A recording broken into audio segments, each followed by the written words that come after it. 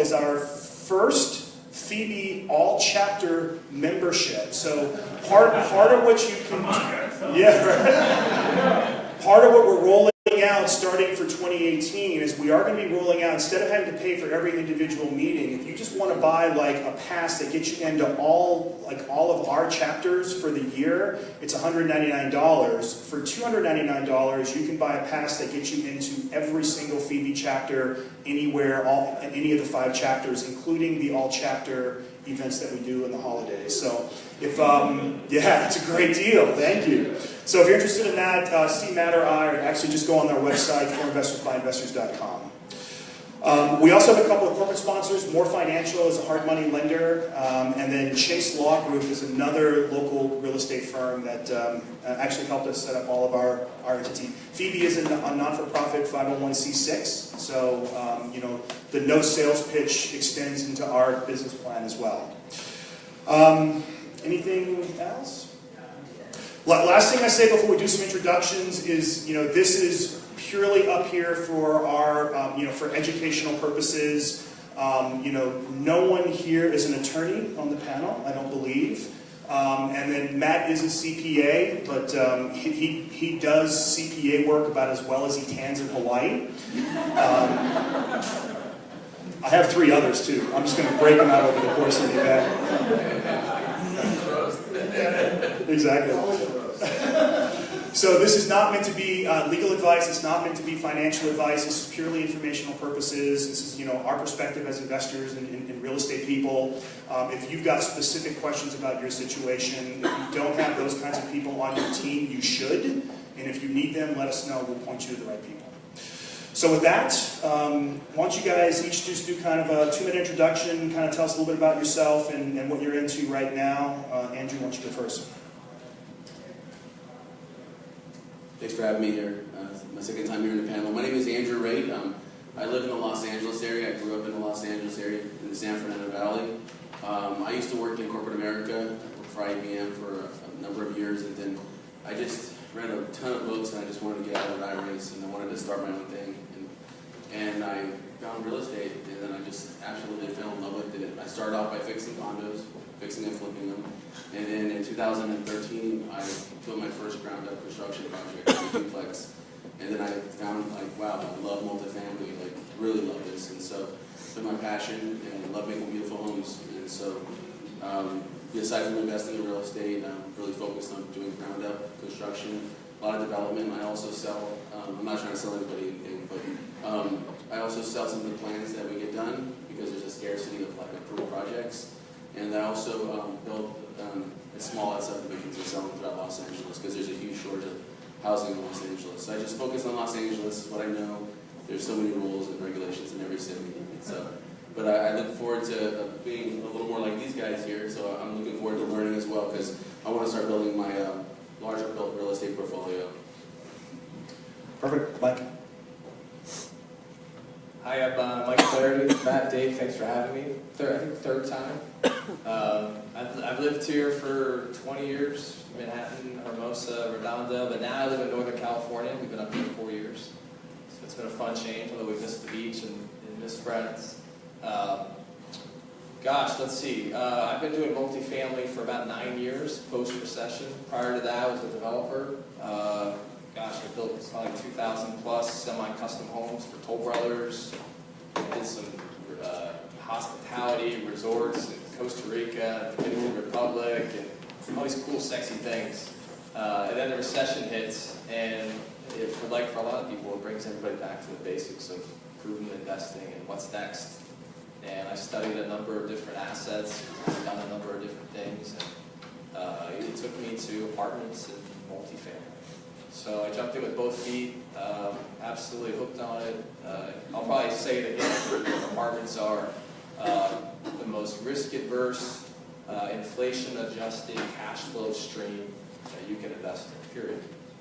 They do well when times are good, and they do pretty well when times are rough. So myself and my partner, we have about 3,200 units nationwide from Seattle to Virginia. The current portfolio is valued at about $260 million. And I started off flipping homes and Well, I had a nice corporate job and was doing some development and some entitlements, trying to figure out what was next. And we've had a nice run of multifamily, and we think there's more to come. Dave? Yeah, I'm David Jankowski. I own and operate Revere Investments. We're an apartment investment company based here in FIBI. We operate all over Southern California in the space of 10 units up to about 100. We buy them, renovate them, sometimes we sell them, sometimes we refinance them. The way I found my way into this business, maybe I call myself like an accidental entrepreneur. I used to work for a company that was advising pension funds on their commercial real estate investments. And I worked for 2 different companies in that industry for about 11 years. And I was working for a company in their regional office down in Irvine. And was comfortable doing that. And the partner I'm with now had been kind of bugging me for a while. Hey, why don't we start up a company, do this investment stuff ourselves? I said, no, I've got a comfortable job. I got a company car. Why would I ever want to do that? And so then, in late 2001, the company shut down the office in Irvine. And all of a sudden, didn't have a job and thought, maybe it's a good time to get started with something now.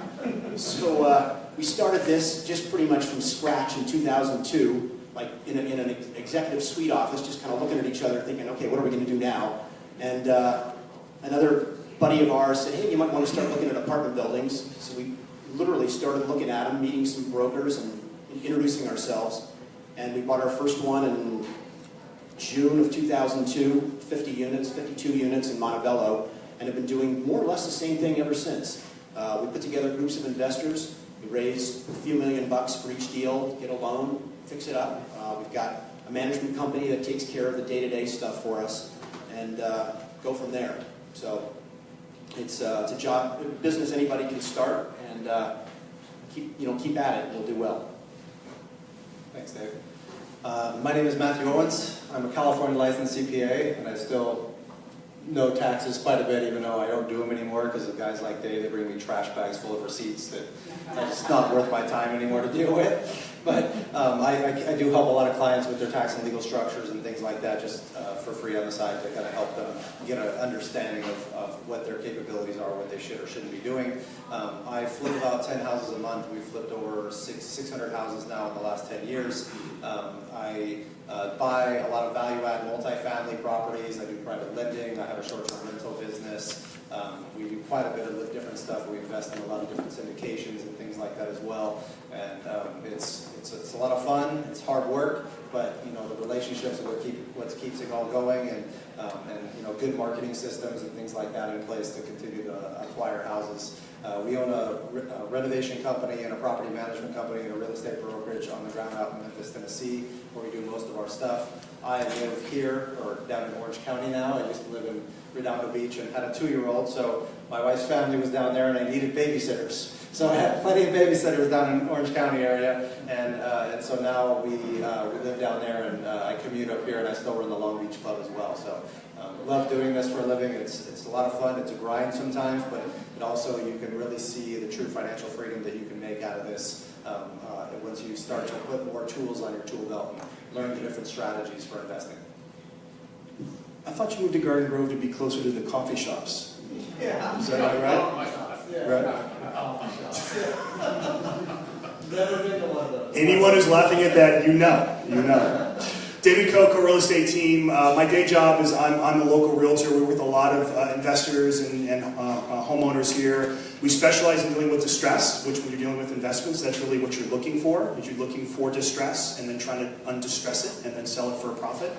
As an investor, I've done everything from high-end fixing and flipping to real estate notes. I really like the debt side of real estate, to investing in syndicated commercial deals. I always say that there's no, well, for those of us that aren't full-time investors like these guys, if you're a casual investor, there's no one way to invest. It depends on what's happening in the market, what's happening in the cycle, and trying to find opportunities that are cycle relevant. And that's what I try to spend a lot of my time looking for, is opportunities. That's why I run the club. It constantly exposes me to different ideas. We're also always on the lookout for real estate talent. So if you're into real estate, you're looking to get started in real estate and just don't know where to start, if you've got time and you've got passion, let me know. Through my network, there's always people that are looking for people. Would love to talk to you and meet you.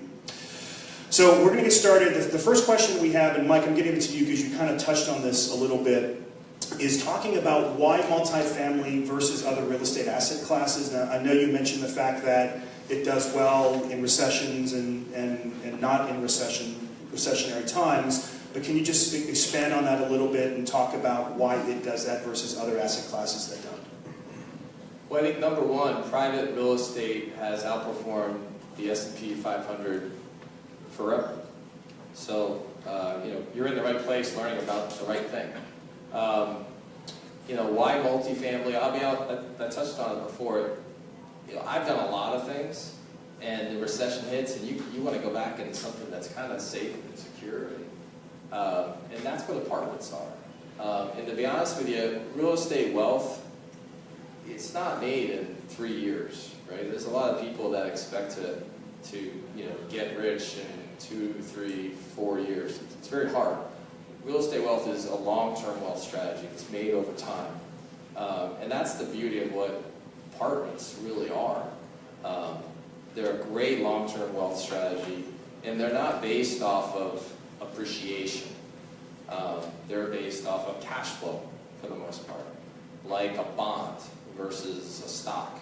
And there's a lot of security that comes with that. The reality of it is people need a place to live. So now, everyone wants to know where are we in the cycle, right? We're definitely up there. It depends on what market you're investing in. You're local.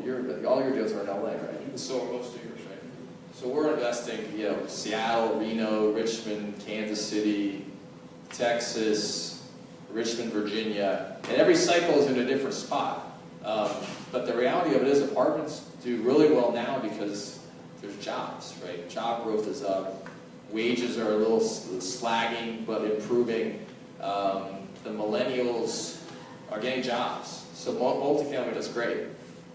But when things get bad, multifamily still does pretty well. I mean, when I started buying in 2009 in the depth of the recession, we were still buying 100% occupied apartment buildings. Most people don't really, obviously real estate was a 4-letter word coming out of the recession, right? The average foreclosure rate of apartments was 0.5%. They're not the types of assets that go back to the bank. And when things are tough, people need a place to live, right? But the millennials right now, and Dave cut me off if I'm talking too long, but the millennial generation is 80 million in size. The baby boomer generation, which everyone knows about, is 75 million. So the echo boomers, the millennial generation, are larger than the baby boomers. 70% of them rent. That's huge. And 30% of them haven't even graduated college yet. So when you think of, hey, where we are in the cycle, I don't know. It depends on the market. But there's a lot of demand that's still coming our way. And I think in a nutshell, that's why we like multifamily now and going forward, both in the short term and the long term, to be honest with you. Dave, what about you? What is it about multifamily that brought you to it? Yeah, so I'm more focused on multifamily, just more here in like LA, Orange, Southern California, Metro. And there's some special things going on around here. All of the stuff Mike said I would agree with, but just drill down to where we are, where we all live here. There's certain special things in California. First of all, you read a million times in the newspaper, right? There's this housing crisis around here where they're not building enough housing. It's totally true. And you can profit from that. And there's a shortage of supply, a huge demand, so the rents are going up much faster than inflation around here. And apartments are not going to, or housing isn't going to get supplanted by something in the sense like a shopping center. You have e-commerce, which is killing off demand for shopping centers, so that's a whole real estate class that's really suffering badly from a change in technology and all. Office buildings, they're sometimes good, sometimes bad, but they're more shaky. Industrial buildings, that's the other big property type, they're doing pretty well around here. But anyway, apartments, shortage of supply and demand. You get Prop 13 protection as an owner, you get depreciation for tax benefits. But yeah, people need a place to live, and when there's a shortage of it, the rents go up. And it's not that much more complicated than that. Andrew, I know you started off as a single family, and I know you still do some of that, but mostly multi-family or multi-single family projects. Why for you was building that? Why did you evolve into that versus single family stuff? I generally take the approach, even with my single family projects, the multi-family approach. But one of the things that you hit on, Mike, is the aspect of you're working so hard and all of a sudden you just lose it all, right? And I've been through a recession and I lost everything. And in Long Beach, I was living in my best friend's living room, right, for a little bit. And so I don't want to have to have that again. So when I underwrite deals, I look at them and I go, can I rent these out? Can I pay really expensive capital, right, to finish them and to rent them and still cash flow? And if I can do that, then this makes sense. So I wouldn't have any problem building out 18 single-family homes, right? But I mostly focus on apartments. And the reason why is because long-term, you have this stable cash flow. It's a business. Each apartment you buy, everyone, it's a business. These guys own lots of businesses. And they all have their own profit and loss. And there's depreciation benefits. You talk about the tax, Prop 13, which is really beneficial. If folks here invest in other parts of the United States, they don't have that kind of protection in a lot of states. Being able to have your taxes locked in, that's a huge way of avoiding a lot of risk. And the taxes are typically, with apartment buildings, are by far the biggest expense category that you have. And so one of the reasons that I still like development, and if I have an opportunity, guys, to buy an apartment complex, in Los Angeles, it's very hard for me to buy apartment complexes because of rent control and the aspect of being able to have these lawsuit groups coming after you for displacing folks, because they don't have to leave in the city of Los Angeles unless you're tearing it down and then you're building new. But when you're building new, it's a very different tax base versus if I went and sold it. And so I'm starting to keep a lot of projects.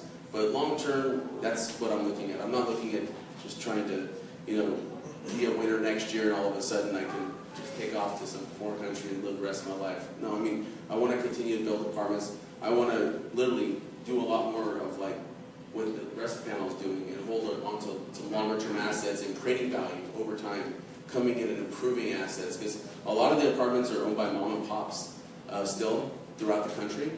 And so you can come in and put processes, procedures as a professional business, right? And Matthew takes some of the same approach when he comes in with the way he runs his business, as folks that just kind of just, hey, I'll own this on the side, really taking a real business approach. And the truth is anybody in this room can do it. And you can start off with a duplex, or you can even buy a single family home right now, guys. In the state of California, they recently passed a law that allows you to build an accessory dwelling unit in the back. Yeah. So now all of a sudden you can underwrite that single family home deal differently than your competition can. And then you have a duplex, and then you get another duplex, right? But I just like the long-term aspects of having the cash flow. And if there's appreciation there, it just makes it easier for me to finance it. And then also in 30 years, how much debt are we going to have on these projects?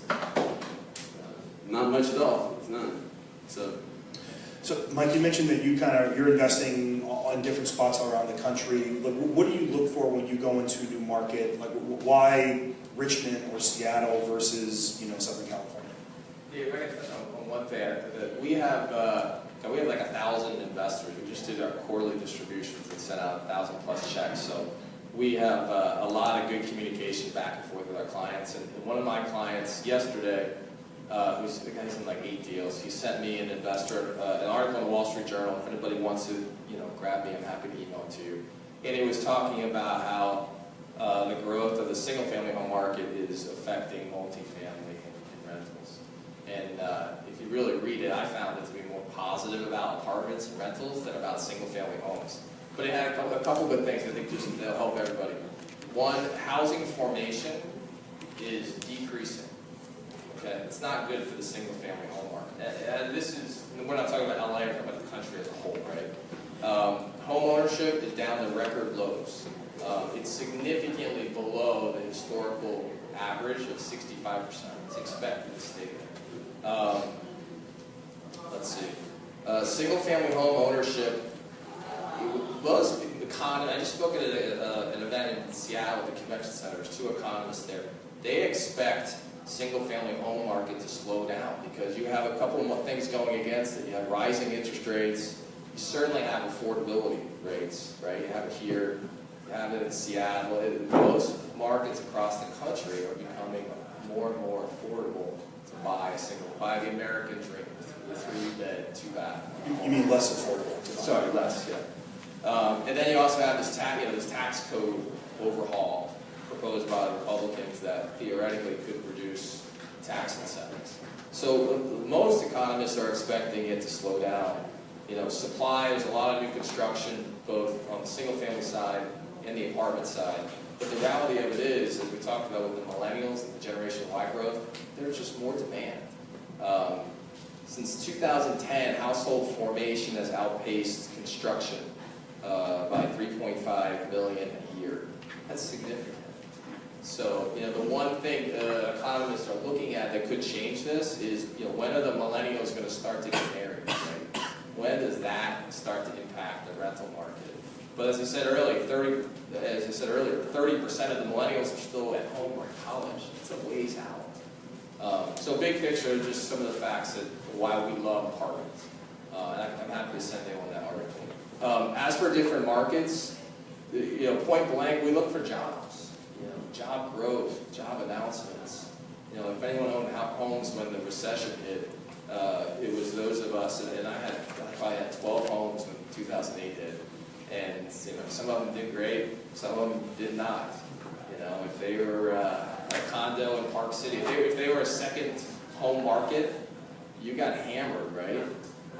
If you were out in an area of construction and supply, Inland Empire, you got hammered. If you were close to jobs, you probably did okay. And it's the same thing with apartments, regardless of where that market is. So I hire an economist and demographer every year to make sure we're looking at the right growth markets, where one, we can still provide our investors really attractive returns and cash flows, but two, markets that are solidified by job growth, job announcements. We're investing in Seattle. What's going on with Amazon is crazy. It's expected to be top 5 in rent growth over the next 5 years, and has been for 20 years. We invested in Reno last year. Tesla just, their gigafactory is under construction. The place is like the Wild West. It's crazy the growth that's going on there. That building is going to be as large as the Pentagon. Google just bought early this year 140 acres next to that. They're going to be building their autonomous, theoretically, we hear, they're going to build their autonomous manufacturing plant there. So those are as an example, I don't want to go on all day, but those are the types of stories we like to look for in the markets that we invest in if we're going to go outside of our home market. So you're looking for larger stabilized assets or value-add type assets in these markets where you see a substantial amount of job growth in those areas is what you're focused on mostly? Yeah, exactly. Okay. I've never really talked about that, but we're not buying distressed assets. Okay. We're buying stable performers. We're buying deals that are 90, 95% plus occupied, which means stabilized. And they have been, many of these assets had similar occupancies in the recession. Any question? Yeah. It's a little hard for me to tell, but are all of you, it sounds like you're buying existing properties, but it sounds like both David and Andrew, you don't buy existing properties? No, we buy only existing properties and fix them up. Yeah, that's what's cool. They have completely 3 different strategies here that they're deploying, which is great for the panel. And I think one of the biggest issues is that you brought up was the rent control here in California. Seems like that might be getting pushed more and more, and maybe even in Seattle as well. Given the push in these markets for that rent control type basis, which may be one of the key things that are detrimental to multifamily in certain segments of the market, right? And what's interesting too is what you're saying about the millennials, a strong push towards the multifamily side is, so many of them are graduating college with massive amounts of debt, so they can't buy, and they can't get rid of that debt either, obviously. So, with that being a big push, that is going to really take away from single families and pushing towards multifamilies as well. So, Dave, you focus on a completely different strategy than the larger stabilized asset class, right? And so what do you typically look for? What's your acquisition strategy? We're just focused on the Southern California area, and so the decision for me is sort of like, well, what cities and areas around here am I going to focus on and just chip it down that way? And I think right now we're going to stay focused on some of the better areas. I mean, we own in Glendale, El Segundo, West LA, Belmont Shore. We have one down in Los Alamitos. We have one in Anaheim. Places where if you do a really nice job fixing up the apartment, you can attract a higher income tenant profile who will pay you a premium for that nice unit. And around here, if you're in a good area, you'll have no problem doing that. We try to position ourselves with our finished product kind of in between brand new property and all the old like 1950s and 60s buildings that haven't been upgraded at all. So there's some places around here I think are totally overhyped, like Inglewood. A place that I think that isn't overhyped, I'd recommend, you want recommendations, place to go if you're thinking of investing, I see Santa Ana. Go out and check that, but it's great. I mean, it's right in the middle of Orange County, a lot of jobs down there, freeways, and things are reasonably priced. So you just got to be careful about where you're going and just make sure that there's that ability to attract that person who's willing to pay you the premium rent, because that's how you can make money in value add in this market. And then hopefully we'll answer your question, Jeff. Andrew, you do something completely different, obviously, with the value add, but you're looking at the development aspect of things. And what does an ideal project or acquisition look like for you when you're looking at the development side of things? I mean, it's going to change from year to year because you're making me think that I should probably hire an economist on some levels as well. So I do spend a lot of time doing research. I'm really big on patterns, and when you really pay attention to a lot of data, it starts to tell you things, right? So we have some massive concentrations in Los Angeles into two areas that offer very rich density and also very high income earners traditionally, and more traditionally now because of all the advent of the digital community and also media and funding. So we have a high concentration in Hollywood, and then we have high concentration in downtown Los Angeles. And so a lot of people have kind of pushed into those projects. And now they're getting bigger and bigger because literally the land's so expensive, people have to get bigger. So it can change. I'm looking back in kind of the history of some of the projects, and some of the best performing projects that we had, now this is when we kind of built them and then sold them, have been projects where they're really simple, they're literally detached. In the city of Los Angeles, if you're building under the residential building code, where you're just building 2 units, then 2 units and 2 units, you have one inspector, it can go really quick. We've done projects in less than 10 months from start to finish, and some even less than that. And so it's like, wow, why don't I just do those all day? The reason why is because people need housing. And the long-term opportunities, the sacrifice maybe we'll spend an extra year, but the potential long-term upside is worth it for us. So right now, the biggest project I'm in construction on is a 9-unit, full subterranean garage. A lot of great experience we got with that. We bought the land for $390,000, and so I built to the max, 12,000 square feet. I underwrote the rents at $2,300, $2,200. They're over $3,000 now. I just could not believe it, right? So we try to be conservative, and it just changes year by year. But I'll still buy a smaller apartment if I can get it delivered vacant, right? If I can get it vacant, I'll come in and I'll remodel it and I'll make it look so cute and wonderful. And like, I love this place, and they want to move in. And so we're very passionate about that. But if we can, find something that makes sense, again, we have to be really conservative. We have to be super conservative. And so we're talking kind of in the hallway over here about different ways people underwrite deals, right? What are you going to buy at? Like, if I can't build it to like a 7 cap or a 7.5 cap, I won't do the deal because there's external risks that are out there that we don't know about. Can you offer a little more explanation what that means? Yeah, and so your explanation was really good. And you talked about whatever your net operating income is, right? Based on, and then that into how much money you put into the project, total, including interest, everything, right? And then you finally get basically, what I look at is a yield on your cash. cash. So if I put $1 million out there, and this is before any kind of loan payments or anything like this, is just what the push is. So let's just say it's making, I don't know, $70,000, right? Or 700,000, that would be crazy, but at 7,000, that would be the 7 cap, right? And so just depending on how much money you have into the project, and then you can layer financing to them. I mean, right now, healthy numbers, people building into a project that would be like a 5 cap, and it can still make a lot of sense, and you can cash flow, and you can get financing through the bank. So it just depends on the project. Andrew, and also before Dave, you answer that, can you also talk, because I know you do a lot of the small lot ordinance work. Can you kind of explain a little bit like what that is and why you like the SLO projects versus some projects where you're building apartments? So just to let you guys know, I've been moving away from the small lot subdivisions because there's a lot of pushback in the city of Los Angeles from like angry neighbors, not in my backyard. And you'll have people that are protesting you and people that are suing you for just because it costs $75 to file an appeal. So I do a really good job on community outreach and big projects that aren't contentious for the most part, and I've gotten over 120 small lot subdivisions approved. So, but I like them because you're on existing multifamily lots, and what's happened, the rents have gone so crazy in Los Angeles, they've gone up, that people have been moving away from the small lot subdivisions, which really sucks for the millennials, because what it's doing is not giving them home ownership opportunities. Okay? And so now all of a sudden there's such a shortage of apartments.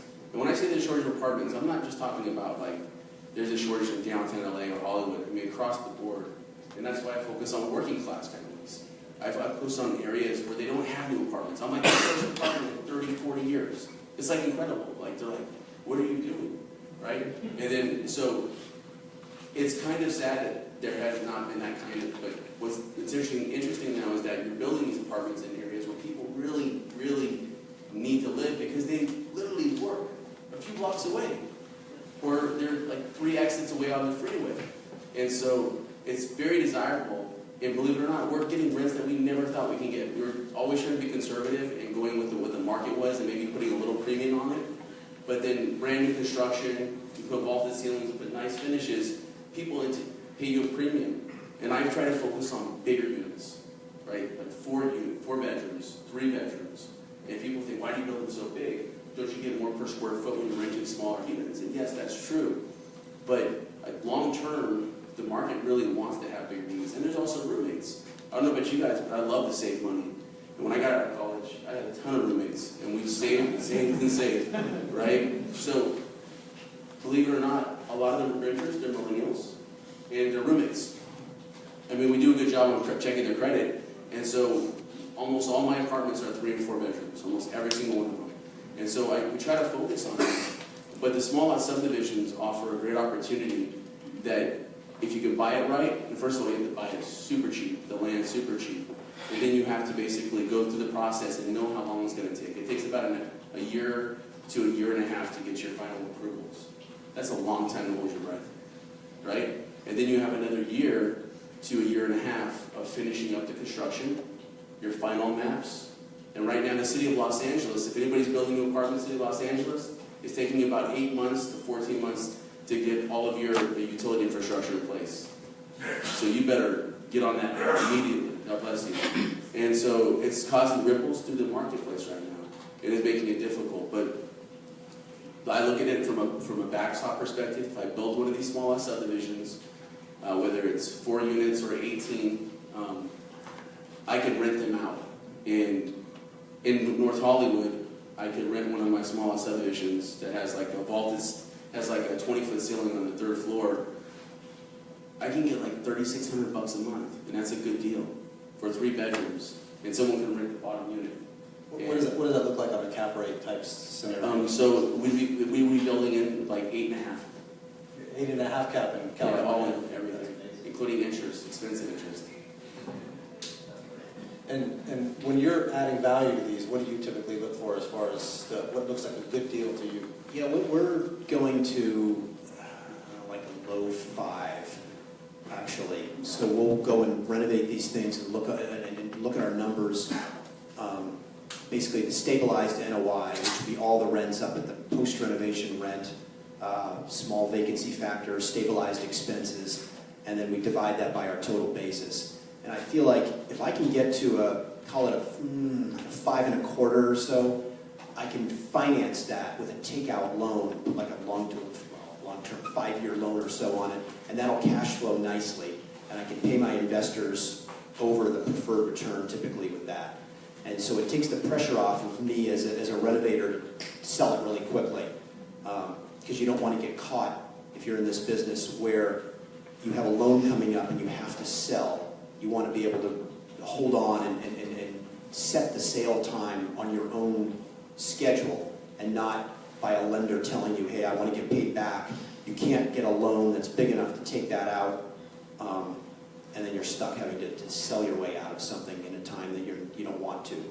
But yeah, we're about a low 5 is where we go on the rehab. But the interesting thing is it's different than Andrew in the sense that he's riskier, right? I mean, you're building something. There's construction risk. It takes more time. You don't know what it's going to be. I mean, we can renovate these buildings in maybe, depending on how big they are, a year, a little more than a year. And I got a pretty good sense that the interest rates will probably be about the same. And I know about where my rents are going to be. We've done this enough that I get a good feel for it. And I'm comfortable with that return for that much risk I'm taking. And I think that's absolutely key. Andrew, that's why you sell some of these off, because you're tired of waiting so long. It's like, hey, leave some little bit of meat on that bone and get your money in lock after taking all that time. And because a crash could happen right in the middle of your construction project, right? Yeah, by far, we've made like much more margins on development projects. I mean, by far. There's no, if I could just only do developments, but I'm realistic. I'm realistic that that's a really risky business, and that's all you're doing is only developments and selling off your plans and permits and entitlements. You have to go in there, and if you guys do a project, I highly recommend that you have the ability to execute all the way through, or you don't take anybody's money. That's what I recommend, because you may just have to do that. And if you're not prepared to do that, then you're prepared to risk your investors' money. That's my opinion. And I think Dave, you brought up a good point about the financing aspect of things. Mike, on the larger stuff that you're dealing with, what is the financing of the 3 different types of what you guys do are far completely different, obviously. When you're dealing with the bigger stuff, what are you seeing as far as rates, terms, down payments, for that type of project? So when that's this bigger stuff, we bought as small as 30 units. Well, just this year alone, we bought a 436-unit deal, which was massive, a 434-unit deal. These are in Kansas City, all value-add plays, but they were 95% occupied when we bought them. And then we're buying some smaller West Coast deals, 52 units and 97 units. We've been buying some West Coast deals, 30 units and 40 units. But the dollar figures are comparable, right? To some extent, they can be, right? But from a financing standpoint, again, I used to be a developer and do some single-family homes like many of you have. Financing these apartment deals is pretty basic. The banks love apartments because they are solidified by cash flow, right? It's not a single-family home where you lose your tenant, you're vacant, and you don't have enough rent to pay for the mortgage. Same thing with a fourplex, right? You lose 2 tenants, you're struggling to pay the mortgage. Larger properties we love, you lose 2 tenants on 100 units or 50 units, you're still doing great and cashing checks. So the banks love apartments. It depends on what's called the debt coverage ratio, on how much leverage you can get, which basically is a ratio of how much cash flow the property generates compared to the debt that a lender will give you. So on some Midwest markets where we're buying at a higher cap rate, we'll get a little bit higher leverage. So normally we can get 80% leverage on most of our larger deals. On some of our smaller deals that are a little bit more value-add oriented, where we're doing it's not as risky, Andrew, as what you're doing, but we'll go in and we'll remove the tenant base and we'll double people's rent. We've done 2 of these deals in Seattle where we've doubled the value of the property in 2 years. But we're not going to get as good leverage on that because there's a little bit more risk associated with it. So those deals will get 60 to 70% leverage. And we'll add a lot of value over the first 2 years, and then we'll refinance into long-term fixed-rate loans and hold on to it for a cash flow. And what are you getting on those long-term type loans? What kind of rates and terms and stuff like that are you seeing on the long-term stuff? You know, long-term is we're getting 80% pretty much across the board. And you know, interest rates are in the low 4s right now. You know, Are you usually seeing we'll get 5, 7-year terms, 10-year terms? We like 7-year terms. Because again, our investors, they're owners in each property. As Andrew said, each property is its own company. So if you're an investor, you're a pro rata owner in the deal, you get all the tax advantages that come with it. You get your share of income, expenses, and a great long-term cash flow stream. And then your debt service coverage ratio is around, what does it need to be for the banks, around 135% or something like that, or what are you seeing? West Coast markets, curious what you're seeing on your deals, but we're seeing 1.2, and then most of our deals are more about 2%. So for those of you guys that don't know, debt service coverage is basically how many times your income is 135% more than your debt payment, basically your net income. So they want to see that it's at least making 120% in California and or in some of the West Coast markets. Question over here. You said, I think you said you will buy the property, you evaluate, you put the people out. Did you say that? Well, it's a great question. So again, we're about cash flow. So we don't necessarily put people out. One of the most interesting things I learned about apartments is that the average turnover rate with apartments is 50%. So if you have 100 units, you're going to lose half of your tenants every year. It doesn't matter what you do. It doesn't matter how nice the property is or isn't, how well you market.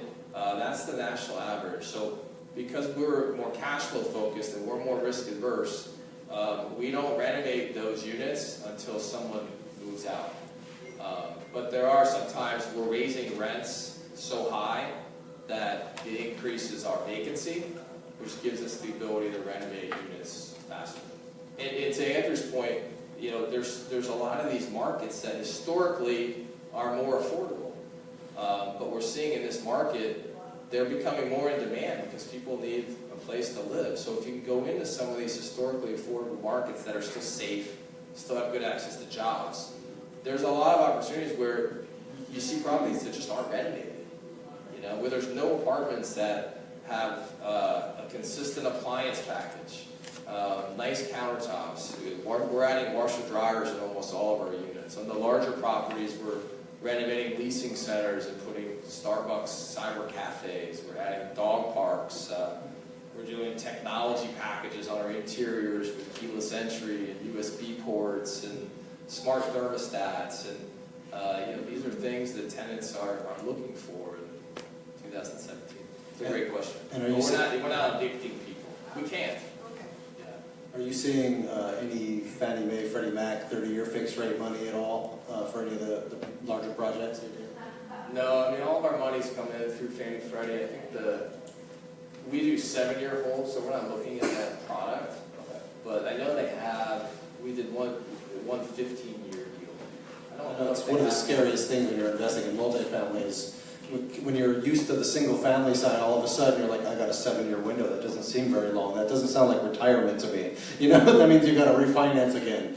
So I always look for the long-term stuff. But that's one of the things that people have to get used to with the financing. Question over here. You can get, my name is Joe, I'm a capital broker. You can get long-term Fannie Freddie program money, but most people don't because it's more expensive and it doesn't make sense for the business model. But if you a quiet family that just wants to put it away for 30 years, you can get a Fannie for 30 years. And the life products really, I don't know if you've sourced any of the life product, but a lot of big family trusts that they're buying, a lot of these big family trusts that make billions of dollars of apartments for the same reasons we're talking about. And they normally they'll put as long a fixed rate term as they can get on. Yeah, but a life company will, to reduce risk, will accelerate the amortization. So they might only give you a 20-year amortization and put a 20-year fixed loan. Question back here? Yeah, I've got two, but I'll ask the first one to see how quick it goes. All right. So if you have someone that's interested in right now, they say, oh, I'm just interested in smaller family or smaller multifamilies, 2, 3, 4 units, but then they listen to Michael speak and they say, hey, I want to play in that space. But if they're looking, how would you make the transition for somebody that's a beginning investor, like many of the people in here are, and they say, hey, I really like the things I'm hearing about these larger investment deals. Like, how do I go from here to trying to get into that space? Like, what's the best kind of road to take? Or would you advise, like, getting something smaller, scaling up, you know, and then making the leap? So the question is, how do you go from being a, you know, maybe a 2 to 4 unit investor to starting to scale up? Why don't you take it down? I know that was kind of how you guys. That's what we were doing. I mean, we started off a little bit bigger than that, but that's a great question. There's no straightforward answer to that. I mean, business is about deals and money. So you got to be able to find the bigger properties. There's no reason you can't do them. I mean, it's theoretically, there's the same amount of brain damage to buy 100 units as it is to buy 5, or 500. Okay, so you got to say, what am I going to focus on? You got to start somewhere. Say, okay, I'm going to look for 50 units or 20, or just narrow yourself down. And then you got to find money for it. There's the debt and the equity side of the business. The debt side, getting loans, that's very well organized. There's lots of mortgage bankers out there, and it's all fairly straightforward. But then you've got to get the equity for it. And you need investors. You're not going to have put your own money into these things and finance all the equity yourself. And so how do you find investors? You can't find investors without a track record. You can't get the track record without the investors. It's like a chicken and egg type of problem. So I'll tell you the way we did it. So we didn't have a track record when we first got started. And we got introduced, I guess luckily now, we got introduced to a guy who had a Rolodex of high net worth investors who basically trusted me and my partner that we more or less knew what we were doing. And he raised most of the equity for us, and in exchange for that, we gave him a piece of our profit. And that went on for about 3 or 4 years worth of deals. And that allowed us to get enough equity in to start doing like call it 20 to 100 units in the LA area. And after the recession, we had got enough of a track record that we went out and sourced our own investors. We've got some wealth management companies now who we work with in addition to just individual people that we know. And we don't use that other guy anymore. We don't have to split the profit with him. So I can make a lot, I can make some, you know, I make the same amount of money, but I can do smaller stuff. So that's how I'd answer that. It's hard. It's really hard, but you can do it. I want to take a different approach on that. So, for example, you know, when you're out at this restaurant afterwards, you say, hey, David, can I come work for you for free? Right? I'm serious. Or can I be an analyst for you on deals that come over? I can take a look at your Excel format. I can help you scrub the numbers. I can help you spread them. I can help you basically how they normalize their rents, right? Mark to market, how their expense ratio, how they turn over the units. And then all of a sudden, you're kind of showing him that you're willing to put in the work, right? And then, or somebody else, right? And then now all of a sudden he's like, yeah, that's interesting. Hey, can you fly out to Atlanta on Saturday to go look at this project we're looking at, right? And you're like, no problem. And you're not asking for a check the whole damn time. You're not asking where the upside is, any of that.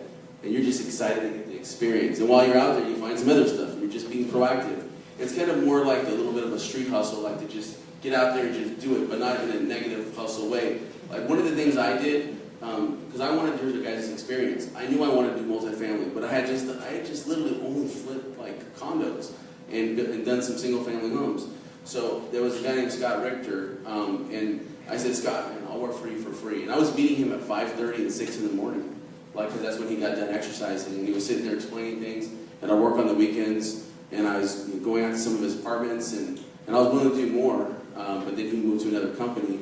But he saw that kind of confidence. He started introducing me to investors and said, this kid's got something. And that's how you just kind of just get started. But it's going to be a lot of sometimes free work with somebody who's going somewhere already. I agree 100%, except I think you should have asked for the flight cost if that happened. So if they're asking to go out to another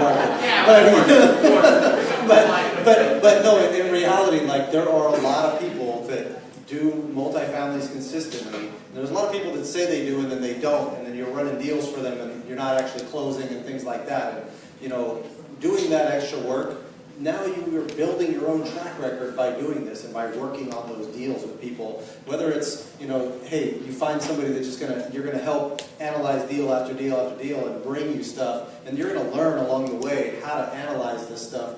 and what the numbers are. It's all about the numbers and at the end of the day, and the economics of the deal and things like that. And so, if you start to really understand the financing side, how to raise the capital, and how they're raising the capital, and how that's working, how they're presenting the deal to the investors. If you don't have the knowledge base to be able to break down the numbers to your investors and to be able to show them where every risk is, or as much as you can, and how you address that risk, or how you're trying to mitigate it, and then present it to them in the right light, you don't have a chance of raising the capital for it in the first place, right? So it's always better to try to piggyback off someone else's experience and give away that free time, because you're basically just paying for your own education right there and building your own base. Now, if you go do 4 years of deals with somebody, he just built his own track record by doing that. Now he has the basis to be able to say, hey, investors, I've been doing this for 4 years, and here's all my deals I've been working on. That's like the best thing I think you can do, is that type of relationship. Yeah, in the beginning when I was raising capital,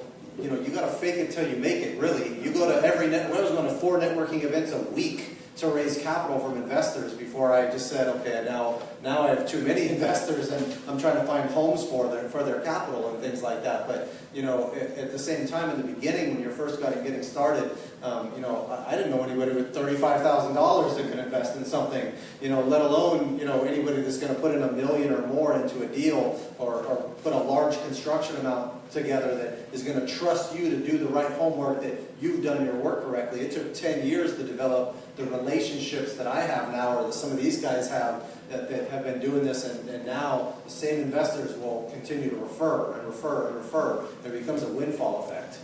This concept can be applied to finding deals as well with the brokerage community. Yeah. So, how do you get a broker to give you a deal without basically being an experienced operator already? Okay, so that's kind of tough, right? You go to a guy, he's a good one, and he says, well, how many have you bought? Well, I haven't bought any. So, okay, why should I show it to you as opposed to another guy who's just done 30 of them or something like that? That's kind of tough. I'd be curious to see what other people say about that.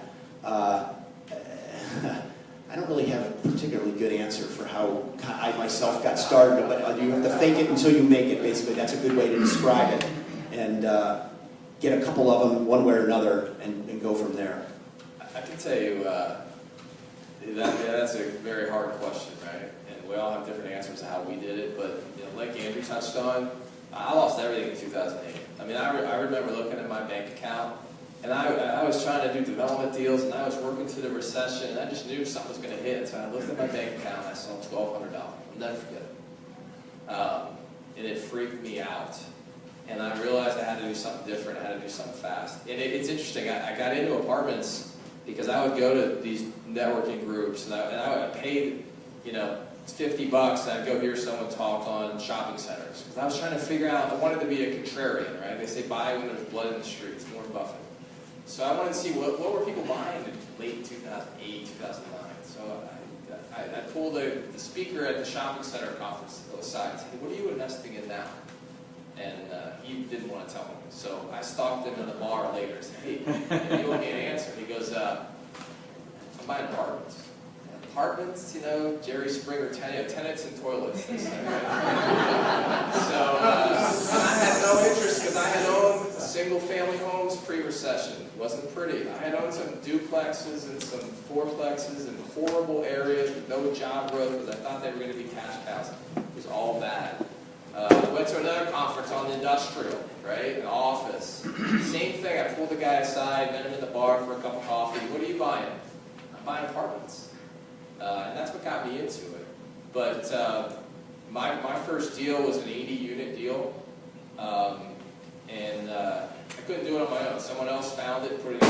The other thing I think when you start any business, you got to realize you can't do everything on your own. You need help. So in our business, there's 3 things. There's usually someone that has the ability to find a deal. Dave started to talk about the ability to communicate with brokers. There's another role, which is having the money, the ability to raise money. And then the other goal is the ability to get the loan. So I think start small and build the right team. But 2008 again, I started with nothing, and it took one deal a year for 3 years to slowly start building up the business. And as Matt said, in the end, we're not real estate investors. We're all in the trust and track record business. It's really what it comes down to. People want to trust and believe in what you're doing, and they want to see a track record of success. That takes time to build up. Yeah, when we talked about early on about the quality team that you build, that's actually how you can build bigger, is you just build a better team, right? I know all three of you have partners in your respective businesses that have helped you to grow from there. So, Jeff, you had a question? I had a question. All three of you are doing what I call short-term projects. Your timelines are, like I said, 7 years or so.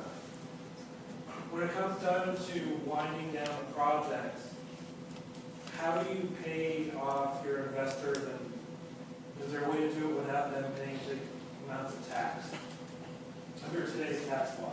Okay, so the question is when it's time to liquidate, it's time to sell, which I guess it kind of gets into how you structure your deals financially as well. So let's talk about that. So Dave, why don't you go first on this and talk about, because you mentioned raising equity for deals, finding equity partners. Talk just on a very base level about how you structure your deals and then how you pay out your investors.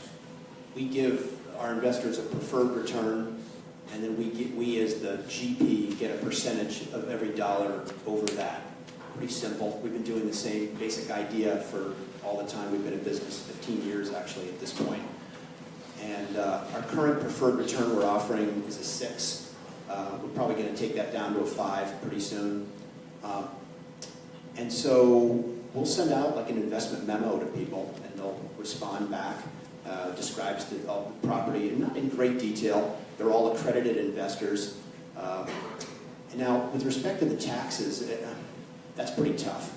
So we want to make money at this thing on the back end. And in my business model, we pretty much have to sell to make money, because in this market, there's not that much cash flow. And you're buying smaller buildings. The total gross amount of money that these buildings throw off it's not that much, just total money. When you cut it up between you and the investors, you're paying them a pref, there's not that much money for you to make. So you're forced to kind of keep these things moving. You're like a factory. You've got unrenovated buildings coming in this side, you renovate them and they come out this side. You take the investor money, recycle it into another unrenovated one, run it through the factory and recycle it again. Just keep going again and again. And as a sponsor, you're taking a percentage of the profit all the way along the line. However, every time you sell, you got to pay capital gains, long-term capital gains. You own it at least a year. I don't have a solution to that, to not pay the taxes, other than you can try to do a 1031. The problem with the 1031 is you got to get everybody to go together into it. You've got to find the upleg, which is tough because you have a limited amount of time to do that, and deals are hard to find. And then if you buy the upleg, now you've got the gain from the first one. You're probably going to have a gain from the second one. Then it's hard to sell, because then your tax liability, eventually you're going to sell. You can wait till everybody's dead and you can go on to your relatives, but that doesn't work so well. It's tough. I don't think there's a particularly good answer for that. The main thing from our perspective is, if we just sell quickly, we give our money back to our investors, they say, hey, that's great, nice profit, everybody. And then next day, where's the next one?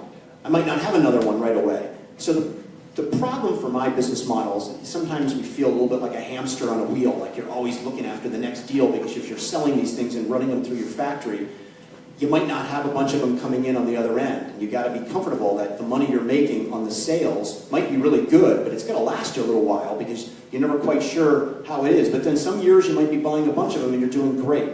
So it just varies, but I haven't figured out the way to avoid taxes and being able to turn them. Mike, what about you guys? Yes, I mean, before we talk structure, our goal is always to double our investors' money in either 3, 5, or 7 years. It depends on the strategy. Every deal has its own business plan and its own strategy, but that's always our goal. And the foundation of that is also giving investors an 8 to 10% cash-on-cash return. Or sometimes we'll use yield if you're thinking of bond-type terms. Our structure is not that dissimilar from Dave's. We do a 6% pref. We do a split of cash flows to investors. Every dollar that comes in, usually investors get 80 to 85% of that, and then we do a different split to the investors. Usually it's the same split as it is on cash flow profits when we sell. But to your point, 7 years is a long time, right? So I just told someone a funny story today. We have a deal we've owned in Texas, Tyler, Texas, wonderful market. We've owned it 7 years, and we promised them we'd we return their money in 7 years, right? So we tripled their money in 7 years. So we've got a lot of happy investors. The loan term was 10 years. So instead of exiting now, where investors end up paying significant dollars in taxes, and we don't want to pay a $400,000 prepayment penalty, we emailed them this week to say, hey, we're going to end up holding on to this property for 3 more years. It's a big deal, right? We've been holding your money for 7 years. I didn't get one single response to the email. So, and we've been averaging 12% cash on cash to the investors. So what happens when you do 7-year holds, but if you've been successful and you've been doing what you promised and over-delivering to your investors, most of the times when that 7-year comes up, they just want to stay in the deal, which means you either refinance and you return investors' capital back and you hold on to it for cash flow, or you sell and you got to pay Uncle Sam. There's no way of avoiding that. Or you can do a 1031, which we're doing a deal right now. We've tripled the value of the property in 2 years, property in Kansas City. And we don't want to pay taxes on that. And our investors are patient. They want to stay in the deal. So we'll 1031 into something different. I can tell you know what we're talking about. Another thing you can do too, like let's say he has 3 or 4 investors, he may know them pretty well. You can do a structure where you create a tenant in common. It's a little more complicated. I'd suggest hiring a lawyer with probably 20 years experience. So, because they've been through audits, they've been through quite a lot. And then people can go whichever direction they want to go.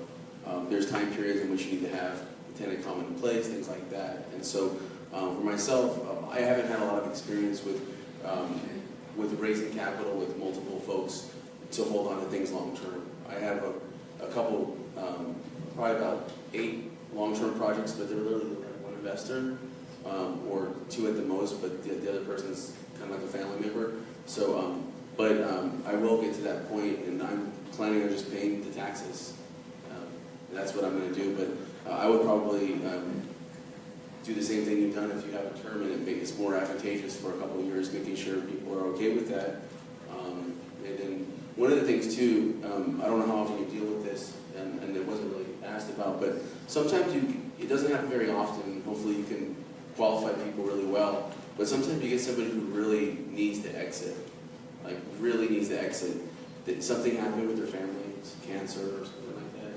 And so you need to, in the back of your mind, your operating agreement should cover it on how that happens, but you should also have a personal touch and you thought through how you deal with that. That's why it's really critical as an operator, you have cash, you have availability of capital, because you will have to solve problems like that. And the last thing you want is a lawsuit on your hands. Always do the right thing, basically, right? Be cool. How have you dealt with that? Believe it or not, we've never had an investor who went out. But we get that when we have new investors. So we have a lot of investors. We just did a $9 million raise last week. Anybody want to guess the average investor amount? $9 million. 250. So it's 75,000. So a lot of investors, right? It's a lot of people. We rarely ever hear from these people. And only one investor has thought about getting out, because he's right. Things happen, right? Family issues, health, job issues. We say 7-year hold, but things happen. So it's a question that I often get with new investors, and it is harder to get out. But our deals, we have a wait list of investors for each deal, so we always have someone that wants to get into it. But with that lot of investors, some people go, oh, that sounds like a royal pain, right? Not really. Prudent real estate is about diversification, right? You're probably sick of hearing your financial planner tell you that for 20 years, but it's true. It's true. So that's what we encourage across our. We have investors that say, hey, we want to put $500,000 in the next deal. We want to put $1 million in the next deal. We don't really like that, because apartments. This is what I tell my investors all the time, and everyone. Apartments are about smart singles and doubles. So if you know the baseball analogy, smart singles and doubles. Get on base. Score over time. If you're looking for a triple or a home run, you might not want to invest in the apartment market. So as a result, we have investors investing for singles and doubles. They're not going all in. They're not saying, oh my gosh, I love this deal. They're investing because they love the strategy. And usually if they invest in one deal, they're going to invest in 3 or 4 deals. They're diversifying their dollars across what we do because they believe in the business. We started, question right here. Yeah, just to follow on to that. Do your investors get distribution always in the first year while you're executing your rehab strategy? It's a great question. It's really hard to do in this economy. But yes, absolutely. We do quarterly distributions. Our West Coast deals, they're not getting 8% year one. They might get 5%. Our heavier value add deals, it's harder to do in the first year. Second year, we've renovated the units. We've increased rents, $100 to $300. We're delivering what we want to give investors, which is 8% plus. But the first year is challenging. But we've always delivered on quarterly distributions, even if it's a smaller amount first year. And does it accrue? If you're only giving them 5 in year one, are they accruing 3% later? No. Okay. No, that's in their projection. We might say, hey, over 7 years, your average investment's your average cash on cash is 9%, and your overall return on your investment is 20%. And they'll see in the projection, year one, our expectation might be giving investors 5%. Year two might be 8%. And then upwards from there. And then we'll refinance, return investors' capital back, and then those cash on cash go down a little bit. And then, like with rents grow over time, investors' returns slowly increase over time. Are you doing monthly communication or just quarterly distributions and like a quarterly statement? That's a great question. We do it quarterly, Okay. but when you're managing people's money, it's a really personal relationship. So I'm on the phone with my investors all the time, as needed. Right. I think most people that will report quarterly, especially if you've got that level of investors, it's too hard to do that monthly. We do quarterly as well, same thing. Let's talk about acquisitions. So I know we talked a little bit about brokers. Andrew, how do you guys find deals? Like, how do you find the land that you want to build on? I think everybody kind of starts by looking at the multiple listing service, right? And then you start to dig a little deeper. You start to look at frequency in which people have sold stuff. Having a good relationship with the title rep is like super critical. People that can help you kind of scrub through the information, and you're seeing what things are transacting. You're like looking at the neighborhood, and all of a sudden, like there's like the same group that's bought like 10 things. You're like, how the hell did that happen? Did we hit the MLS, right? You start knocking on the doors. You have to get real scrappy in this business if you want to find deals. And so I had the same question for somebody when I was wanting to start getting into back into this business in 2010. It was like, how do I build deal flow? No one was taking me seriously on the phone. It was really tough. And it's like, no, you just keep at it, and all of a sudden, yeah, you just keep at it. Something comes up, a good deal, you just try to sell them on who you are, and you're persuasive, you're persistent. It's even harder nowadays. Finding off-market deals, the only way you really find off-market deals is by building that relationship with the broker and keep it, right? Keep that relationship. And sometimes, like, I promise people the listing on the back end, and I stick with it. And if I don't stick with it, but there's a problem with that broker. But generally, like, they usually feel good about who you are, but the only way they can really trust you is you have to give knowledge. You have to really know the market, you have to put in the work. Before I bought my first condo, I had seen like over 300 homes. I'm not shitting you. I really had. From houses, single-family homes, to condominiums, right? And so I wanted to learn where I wanted to invest. It's like, you're talking about what direction. At first I was just jamming on 2 units, 4 units. That's what I want to do. That's what I want to do. But I couldn't make the numbers work. I couldn't make the numbers work in 2003. I just couldn't. And then I saw the gap in the market in Long Beach, 90802. That's where I started. And I saw this gap in the market on condos. I saw a spread. I could buy something for 170, 180. I could sell it for 250 to 280. And I could put $10,000 to $20,000 in. I said, okay, I'm going to do that for a while. And I did. And that's how I kind of built up experience. But then all of a sudden, people start seeing you do deals. And then it just starts happening. People start calling you. And you got to go to events like this, and somebody feels confident in meeting you, and all of a sudden they call or you follow up like, hey, I wanted to see if something came across your desk. and all of a sudden one of you may have had a water cooler conversation about a deal that came up, and he thinks about you because you just bugged him 5 minutes ago. I swear, this is the crazy. Nobody's going to believe me in this room when I tell you this. The people who have the experience are going to totally understand this. You can be dealing with a broker you call that has 10 really great clients that regularly buy from them, and I swear, if you call them at the right goddamn time, you will get that deal just because, oh, I just got this deal. It's unbelievable. It's unbelievable. Like, seriously. Works the other way, too. I found when sometimes I'll see a good deal on CoStar as a comp, and I'll think, well, how come I didn't see that? And I call up the broker and say, how come he didn't show it to me? And he says, some other guy called me, at that particular time that he had it. And they're like lazy, right? Whatever's in front of them, they're like, oh, I'll call this guy. I think we'll all say in the end, we're all in the needle in the haystack business, right? You have to be really good at what you do to find really good deals. And if we don't do a lot of them, in the scheme of how many deals we look at. So to your point, I always say we buy, we have to thoroughly analyze and due diligence on 100 deals to get one.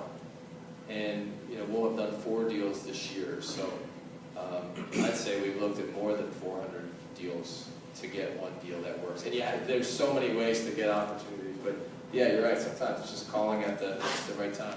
But it comes down to relationships, like anything else in business. But you're all dealing with brokers. You're all finding it through brokers. You're just trying to find off-market stuff or stuff that they just recently found. You just have to have as big a network as possible of brokers within the geographic areas that you're interested. And I think if you're interested, like in this market, you got to kind of know which ones to follow. Some brokers I find will just take listings and they'll just try to get the absolute highest price for their owner. Okay, so that sounds right. It's what we're supposed to be doing. But as a buyer, you kind of want to get something that might be a little bit better. You want to make some money on the buy.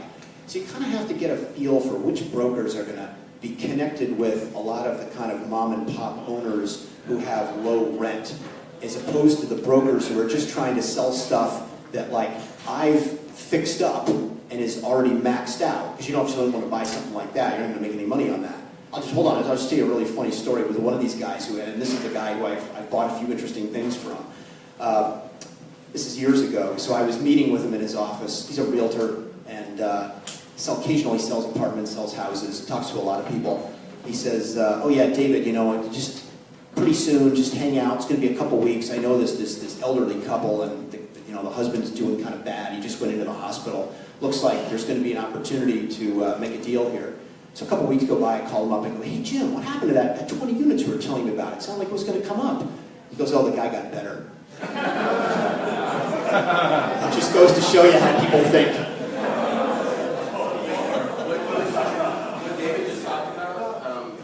What David just talked about is like the secret. What he just told you right now is one of the biggest secrets on acquisition that anybody can tell you.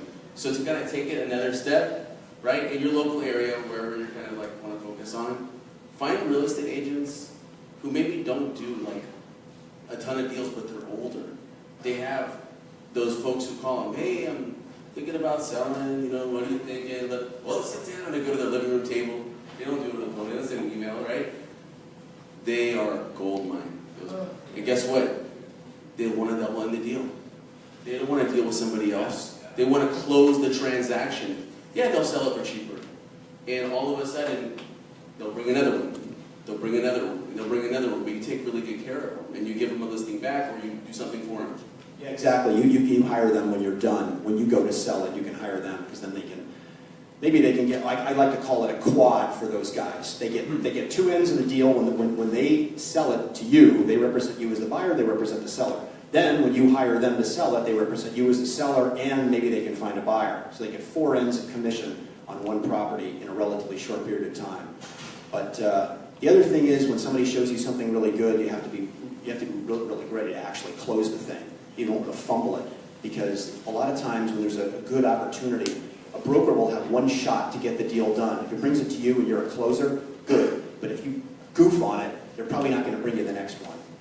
And I think it's important to know too when you're dealing with all these different brokers, being able to talk with them intelligently about the actual deal and showing them through speaking with them that you can talk with them in their language, with the right real estate jargon, with the right cap rates, and telling them the things that they want to hear, like, you already have the backing, you've gone through this many transactions, you've have this system set up, or this system set up, or this much of a track record. It's the same type of thing as if you're raising capital, you're dealing with the brokers on that aspect as well. And that being said, the brokers are a great strategy to use, but you have to also develop the relationship with them over time and continue to hit them up. It's almost like a complete sales system, right? The 12th hit, they know you, they're your best friends, right? So you call them 12 times every month, for the entire year. That 12th hit, they're going to feel like they're your brother at that point. They're going to be talking to you like, okay, yeah, no, I don't have anything. And after you actually close that first deal with that broker, they're going to be bringing you those deals because so many people don't close. If you go through and close a few of them with that broker or in that market and show them, hey, I closed these ones over here, go look it up, that shows them that you're real, because there's so many people that aren't real. And there's so many people that just don't have a bandwidth to actually take a deal down. So in addition to that, I wouldn't discourage you from trying to hit up the owners directly. Yeah, there's LLCs in place. There's things that you have to go find that owner. There's more work than a single family home owner that you can go find, but it's a lot easier where there's a lot more public records that are easier to find than than an LLC. Trying to find an owner of an LLC, but you can skip trace them and find that information and constantly be hitting them up. This is what we were talking about this before. That's what brokers do already, right? They're already going directly to the owners, trying to find these people and trying to actually do that work for you. At the same time, and from my standpoint, you can get much deeper discounted deals working directly with a homeowner than you can with a broker. Sometimes. You can always find good deals if you have good relationships with these guys, but when you're dealing directly with the homeowner, you're dealing with somebody that may not necessarily be as educated about the correct value or all the value add potential that can happen about this, which kind of leads into the next point that we should be discussing, because we don't have a ton of time left, is the value add and property management standpoint of this. What are the things that you guys do from an efficiency standpoint, from a value add standpoint, that make you valuable, that bring the things that, what are you bringing to the table as far as value add that is going to make this project viable, and the property management side, how do you run that efficiently and make that really viable? Dave, you want to start with this one, and then we'll... Yeah, the good news as your potential apartment investor in this area is that the supply of poorly run apartments in Southern California is massive.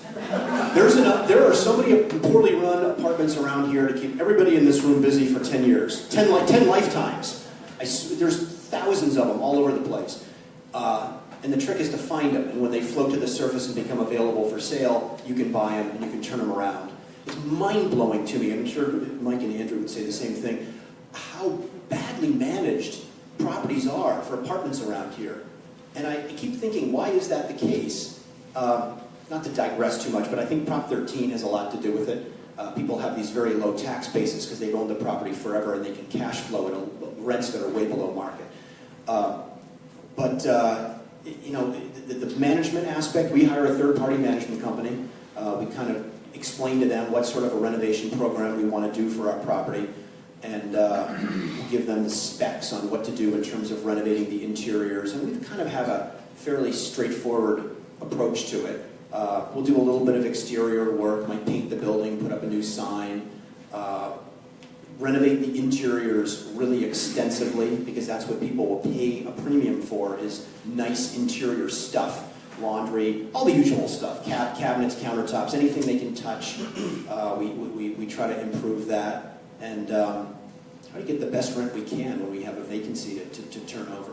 And the trick here is that in LA, the multipliers, because the properties are ultimately valued as a multiple of their income, the multipliers are maybe 15. So every dollar of incremental income that you can add to a property around here through your renovation program turns into, theoretically, $15 of value that you're adding, which is extremely powerful. If you just go and raise everybody $100 a month, I can't do the math in my head, but if you do that 100 times 12 times 15, it quickly adds up, and you multiply that by the number of units you have. And then you find these properties around here that are just pathetically managed by people, and they might be $1,000 a month below the market. So 1,000 times 15 times 12 times, I mean, it adds up really quickly. It's extremely profitable business if you kind of know what you're doing and you know what the market rents are. And the variable that I pay by far the most attention to is, once I get the building renovated, what rent can I get for it? Because that kind of sets the upper bar for how much it's going to be worth and how much cash flow the thing will ultimately generate. We look for, again, properties, good access to employment centers, good walkability, good access to mass transit. But for the most part, we're providing safe, updated housing, number one. So from a management perspective, as Dave said, there's a lot of mismanaged properties out there. And that's what we want to buy. If we want to buy these really well-located properties that have been owned by the same group for 50 years and managed by the same manager for 20 years, and she's 70 years old, and she's ready to check out and retire, right? We love that story. And we'll go in, we'll bring in, we use third-party management as well. We'll bring in, we work with 2 of the top management companies in the country, and it's customer service, right? In the end, people want to know that they're cared for. They want their repair requests, what we call work orders, to be taken care of in our business within 3 days. That's a huge thing in our industry. I look at that every week on every property. If I have work orders outstanding over 5 days, I'm upset about it. That's what keeps people in our properties. But for the most part, and from a management standpoint as well, we make a lot of money off good management. On top of a good manager bringing rents up to market, we have a lot of pets. When I first got into business, I didn't want pets in my apartments. The reality of it is 30% of renters have pets. So realistically, you want to have pets because it opens more doors for more opportunities. So we're charging $300 non-refundable pet deposits if there's a problem. We're charging pet rent of $30 to $40. I told you earlier, we're putting in pet parks, obstacle courses. These are the things that people want in the community. Where you can get it in LA, it's hard. It's not that's for land. Yes, sir. How do you kind of pet-proof the farms? Are you using vinyl planks, or how do you deal with like base doors? The reality of it is pets cause less damage than you think. We actually don't even have a weight limit any longer. We do have a breed limit when it comes to pit bulls and a couple other breeds that we won't permit. We are doing vinyl plank wood. More because of the cost of it than the pet issue. But you guys have seen it, right? I mean, vinyl wood, even vinyl sheet nowadays, it's hard to tell from real wood. But that's a great question. But management, especially on our larger properties, with amenities and services, and Starbucks in the morning. We have I bought a 40-unit property last year. It's one of the smaller deals. I'm giving out turkeys to every unit for Thanksgiving. It's only $20, and people will talk about our property and how we manage it and own it for years, and they're referring people. And sometimes it's little touches like that make for a great apartment investment. Actual turkey or a certificate to go to like supermarkets? That's a great question. I've done the actual turkey before, and there's some logistical issues. So now we are doing a certificate. Let alone liability. Somebody gets sick off a turkey and you're getting sued, and make them go to the grocery store and buy it themselves. I remember here in LA, Fielder Engineering. I used to be a civil engineer for a lot of big developers. And I remember that engineering firm, that was their thing. They gave all their clients a real turkey. They would drive to us and deliver and dry us. And it's such a memorable thing. Yeah, you're not going to forget that as a tenant if your landlord buys you a turkey. Your landlord cares about you, right? Yeah, exactly. So little things like that go a long way. Yeah. In the city of Los Angeles, there's most of the units that are out there under rent control. And so it's there's some really amazing groups out of Orange County that have come in, and they do a job that I won't do. And they'll come in and they'll aggressively do cash or keys and get the tenants out. I just am not really interested in that business too much. It's a tough business, and it's really hard sometimes, and it's very litigious oriented, long term. But you can find units that have a few vacancies, and you can take a long term approach, and that can be very rewarding. One of my good friends is also somewhat of a mentor of mine. Timing was good. 2010, 9. He was buying a lot of properties in Silver Lake and Echo Park, and I was like, "Why are you doing that? Oh my gosh, you got all these tenants." He goes, "Andrew, people get married, change jobs, do this. Not everybody's going to stay put, even though they're paying $500 a month. They're going to leave a place that can rent for $3,000. They're paying $500. They're like, yep. They just have other things to do." And I go, "Wow." And then sometimes he'll even show up and he'll literally say, "I have a special this month. I'm giving $10,000 to whoever wants to move out, cash." Right? And he'll put a note on each person's door.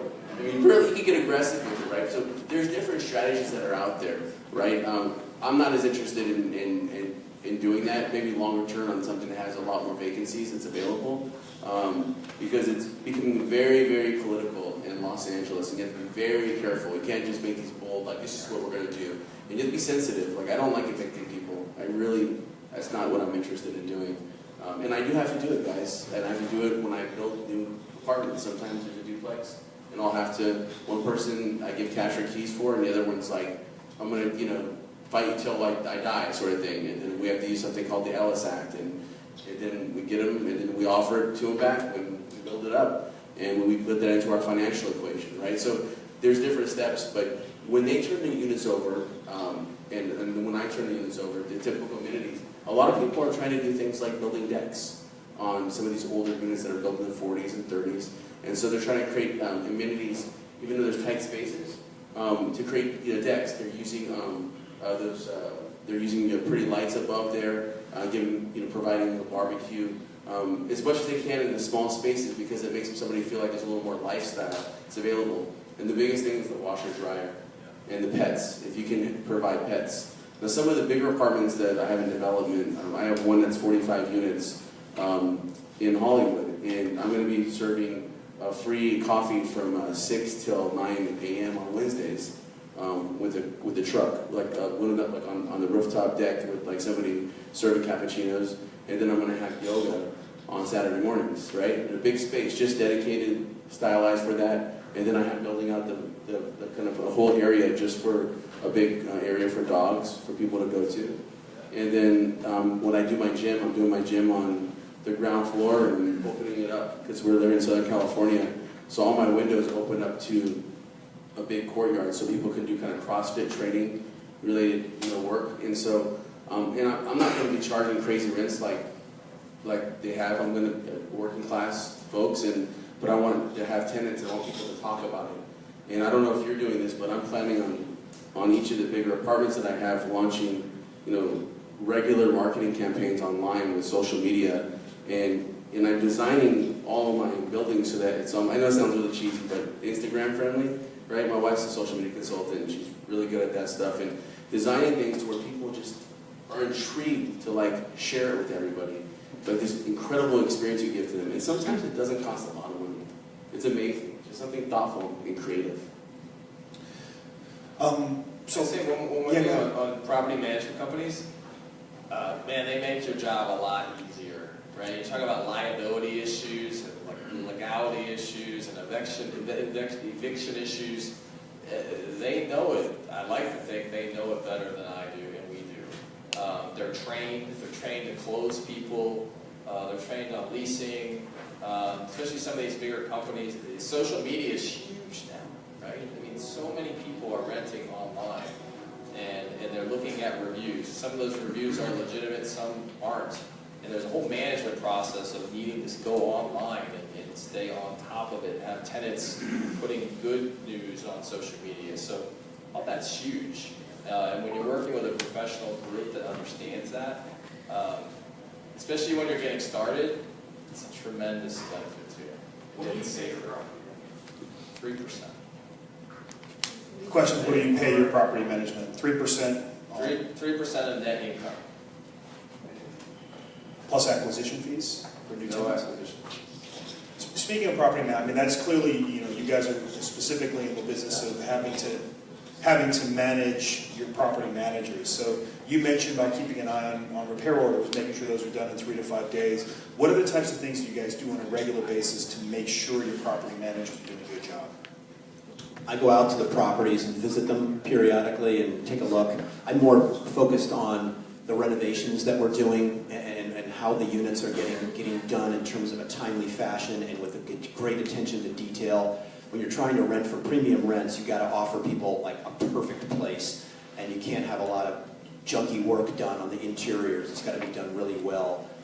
So I'm probably more focused on the renovation than the kind of day-to-day work of leasing and maintenance and that kind of thing. I'm a little more back-end focused, so I want to create this product that'll be valuable ultimately to sell in a few years. The intervening cash flow, whether the management company is doing a perfectly good job on maintenance and tweaking every expense, I'm interested in that, but probably not at the absolute highest priority. But it's definitely good to have a management company that you think matches up with kind of your approach. You don't want to hire some company that's too big, because then you'll be too small for them. But you don't want to hire somebody too small, because then they're not big enough to handle what you want to do. So it's tricky. I mean, you might have to go through a few of them in order to find a group that you really like and who'll pay attention and get the things done in a timely fashion. Yeah, to Dave's point, especially on the renovations, you need to be there. We have weekly conference calls. We're on site. Even my properties that we've already renovated and we've owned them for 3-4 years, at least twice a year I'll show up in my Aloha shirt, my flip-flops, unannounced, to keep my staff on target. And then weekly we have what's called Monday morning reports. So we've got 16 properties right now. Every Monday morning, by the end of every Monday, I'll have a report that goes through a number of issues. But some of the things we always look at: what's the occupancy? What's the economic occupancy? What's the physical occupancy? A number of work orders over 5 days old, and delinquencies, which is late rent. Those are some of the big 3 or 4 things we focus on. Andrew, how do you keep an eye on, I mean, you're building, you've got multiple projects running at the same time. How do you keep an eye on the crews that are working and make sure things are being done as you envision them? I think, like, we have a good team, and it takes a long time to build a good team. In fact, we passed on a lot of projects because we didn't want to take on something we couldn't do a good job on. I mean, you have to kind of sort of know your limits. I mean, right now we're hiring 2 superintendents, 3 junior project managers. I mean, I might hire a senior project manager, depends if they're good enough. And then we're going to have one guy got promoted today, and so you have to constantly be looking for good talent. I mean, you never know. I may meet somebody tonight that's a great fit for us. I mean, I may meet somebody at Starbucks. You never know. You just have to keep your eyes open. We couldn't do this out of team. On my schedule, I have something a little similar. I can't. There's so much development going on. Mondays kill us. But we're kind of buttoning up loose ends on Mondays. Tuesdays are when we have our internal meetings, and then we have a deep dive typically on Wednesdays, and then Thursdays mornings. And I'm really focused on just all-out details of the interiors and details of the exteriors and the architecture, and just like the development side. And then I'm in the field, and I'm looking at the projects, and I'm walking it with the superintendents, and I'm walking it with the subs, and I'm going through the checklists, and we're just and taking a lot of notes. And then on Saturdays, I sometimes, if my wife doesn't yell at me, I'm regrouping and kind of putting it all together and looking at the reports, and we have to have standard reports every week coming back from the folks on our staff that are the management, so that we're looking at the right data, right? And then right now we're having severe problems with labor shortages in Los Angeles. It's absolutely catastrophic. And we've been working with subcontractors for a lot of years. They've stayed loyal to us, and they've done well on the pricing side. But our lumber costs have gone up like, there's so many areas of costs that have gone up, so you constantly have to kind of manage to them. and do the best that you can. But it's we can't do this business without a good team. It's absolutely, I mean, you can't do it. All right, last question we're going to ask, and for each of you guys, try to give this one in 60 seconds or less. What's the biggest mistake you've made, and now that you know, what you have done differently, either when you just started or, kind of midway through your careers? I'd say the biggest mistake that we made was coming out of the recession about 2009, 2010, 2011. We weren't as aggressive as we should have been buying stuff. When things were cheap, I mean, on a relative basis around here, I mean, I can think of a lot of things that I looked at on the computer that just looked like, geez, it doesn't look like it's good enough. It's, I'm too afraid, maybe the economy's not recovering fast enough, and what's going to happen. I should put the pedal to the metal. And I mean, at that point, you got to go for it. And that was probably the biggest mistake we made, was not being aggressive when there were good opportunities. Now, the market's all gotten really high, and it's easy to look back and say, wow, I should have bought back there. But you need to be looking forward. But anyway, that was mine. Mike, what about you? Yeah, mine has been trying to do too many different things between single-family homes and private lending, development, and value add, and many of you have learned about all these different opportunities, and there was a while I was doing a little bit of all of it, and it wasn't until I said, hey, I'm going to focus on apartments and become an expert at that. And you'll see all of us, we all do something different, and we all do it really well. It's carving out that niche, but when you're trying to learn something, once you find what you like and you do some research on it, don't overanalyze it forever. Just try to pick one and become an expert at one thing. And that's where, personally, I've had success. Andrew? I think one of the biggest mistakes that I made was when I did a project in North Carolina. I had a really capable person on the ground, but I tried to use my California, Los Angeles mind, right? And we did a great job. It looked so gorgeous. In fact, someone from Hermosa Beach bought it. So, hey, right?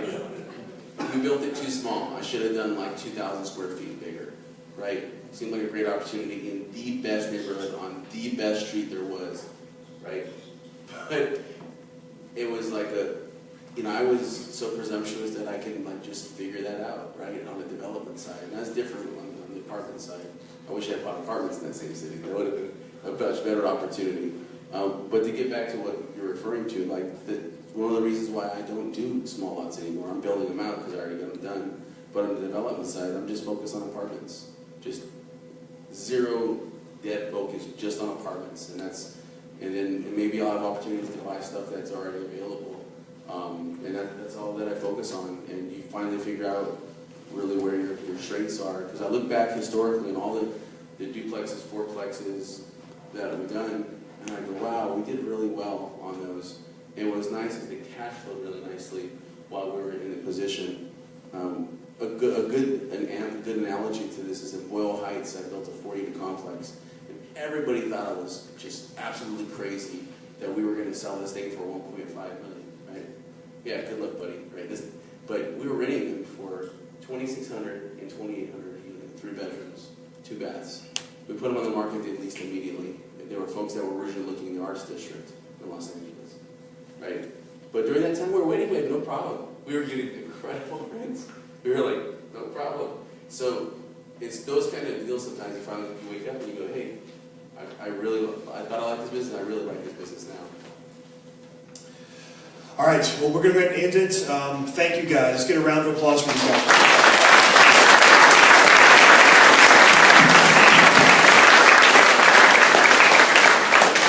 So you'll be getting 2 emails soon. One is our all-chapter events on December the 7th. So if you're interested in doing more networking, please RSVP for that. And then we should be posting our panel, The Green Opportunity, probably later this month.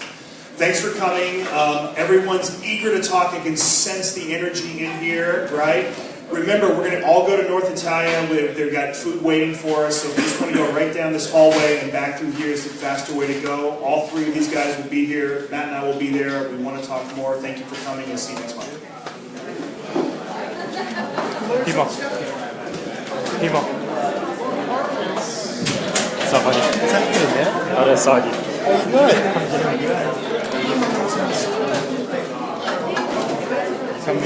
Good.